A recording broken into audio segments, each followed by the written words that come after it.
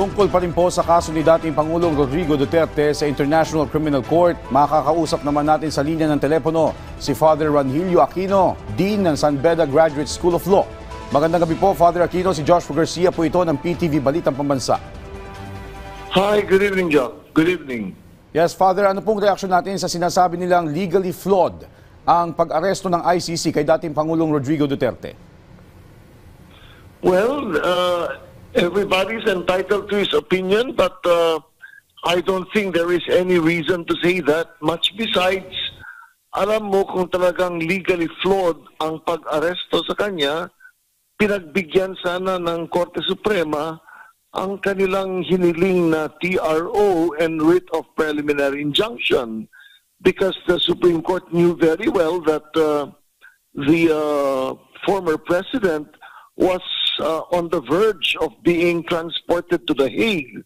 So kung talagang kumbinsido ang Korte Suprema na mali o may kamalian sa kanyang pag-aaresto, they would have granted a temporary restraining order, which they did not do. In fact, they denied it because they said that the petitioners failed to prove that there was any right that was violated, that was in need of immediate protection. At yung mga nabanggit po na pangalan na susunod na maaaring bigyan ng warrant of arrest ng ICC, maliban po doon, paano po yung mga pulis na sangkot sa umano'y pagpatay sa war on drugs? Posible din po ba mapatawag ng ICC?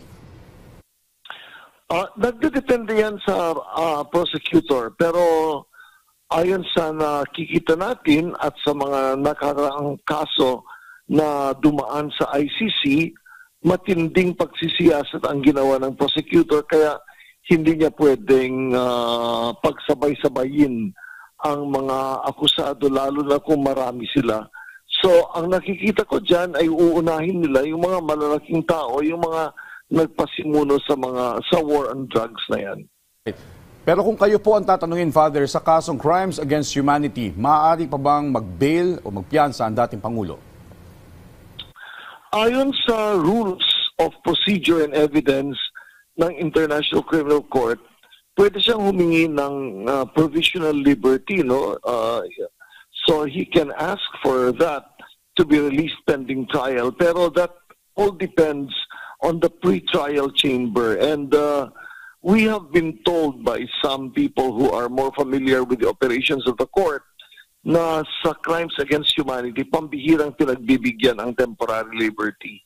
You know, let's not forget that the jurisdiction of the International Criminal Court covers the most serious crimes. Kaya nga tinatag yung hukuman na yan kasi yung mga eksperto sa international law ay napag-alaman nila o napagtanto nila na hindi sapat ang sistema ng katarungan ng mga bawat bansa to deal with such serious crimes. It's not that they distrust domestic judicial systems, pero gusto nilang ipakita sa buong mundo kung gaanong kabigat ang mga krimen na yan.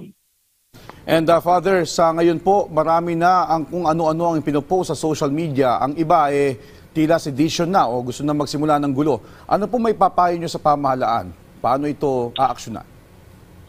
Alam niyo, there are two things going on. Number one, may mga aksyon na pending sa harap ng Supreme Court natin.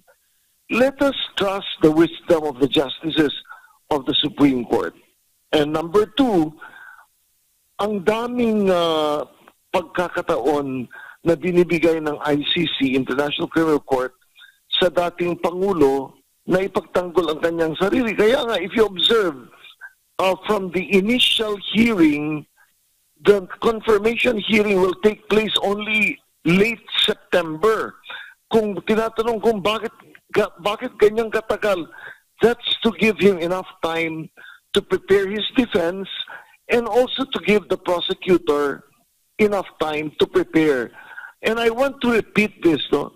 Kung nakikita ng pre-trial chamber na walang sapat na batayan upang iurong ang kaso, the pre-trial chamber will dismiss the case and will not allow it to go to trial. Father, maiba po tayo. Maaari ba na hindi ibigay ng Senado si Senator Bato de la Rosa sakaling ipaaresto na rin siya? At hanggang kailan siya pwede sa Senado? Pwede dahil running for re-election. The provision of Article 6 is that a member of Congress is immune from arrest only while a session is going on and when the crime is punishable by not more than 6 years. So kung nahihigit ng 6 years ang parusa and crimes against humanity under Republic Act 9851 are punishable by more than 6 years, the Senate cannot protect him from arrest.